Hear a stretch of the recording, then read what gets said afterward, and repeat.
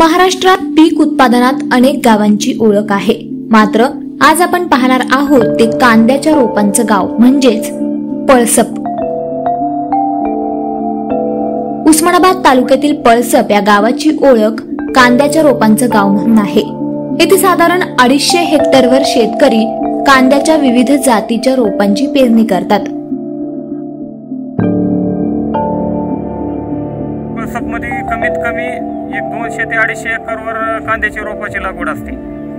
तर पळसपमध्ये कांद्याची लागवड इतर सोडून की मला वाटलं की बाबा नवीन काहीतरी उद्योग आपण चालू करावा, या उद्देशानं मी कांदा सोडून कांद्याची तर आता माझ्याकडे 3 एकरमध्ये कांद्याचे रोप आहेतच, तरी पण मी नर्सरीचा उद्योग काहीतरी एक जोडधंदा म्हणून बाबा नवीन काहीतरी जरा पळसप अजून कशामधून तरी पुढे यावं या हिशोबानं मी पालेभाजीची रोपवाटिका उभा केली। गावात असं माहिती आहे की पळसप गावामध्ये रोप मिळते म्हणून चांगल्या प्रकारे किंवा कमी किमतीत, त्यासाठी मी इथं आलो आज लाखान सरांचे। आता 50 किलो रोप घेऊन मी जाणार आहे। खात्रीशीर रोपं मिळत असल्याने पळसपच्या कांदा रोपाला महाराष्ट्रासह आंध्र प्रदेश, कर्नाटक या राज्यात देखील मोठी मागणी आहे। त्यामुळे या गावाची एक वेगळी ओळख निर्माण झाली आहे।